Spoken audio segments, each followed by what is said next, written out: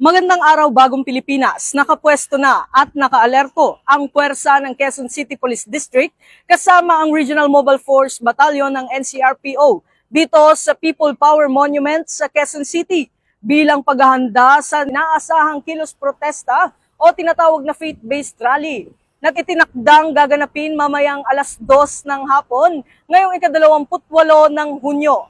Ayon kay Police Major Jennifer Ganaban, tagapagsalita ng QCPD, tinatayang aabot sa 10,000 na katao ang dadalo sa pagtitipon batay sa isinagawang organisasyon ng mga organizer sa Quezon City Local Government Unit. Mahigit 2,000 pulis naman ang idineploy sa lugar upang tiyakin ang seguridad, mapanatili ang kaayusan at matiyak ang maayos na daloy ng programa at trapiko sa paligid ng monumento. Nakapwesto rin ang mga tauhan ng traffic management kasama ang ating mga kapulisan sa mga pangunahing lansangan upang mga siwa sa daloy ng mga sasakyan sakaling magmartsa ang mga rallyista patungo sa iba pang mga lugar.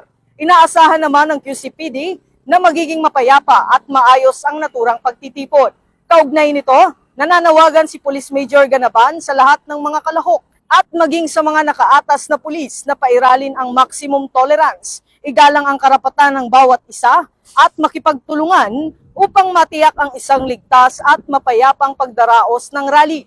Patuloy namang minomonitor ng QCPD ang sitwasyon at nakahanda ang mga nakadeploy na puwersa na tumugon sa anumang pangyayari habang tinitiyak ang paggalang sa karapatan ng publiko sa mapayapang pagtitipon. Mula rito sa People Power Monument sa Quezon City, ako ang inyong PNN correspondent, Patrolman Don Brosas, alagad ng batas, taga-taguyod ng Balitang Pulis.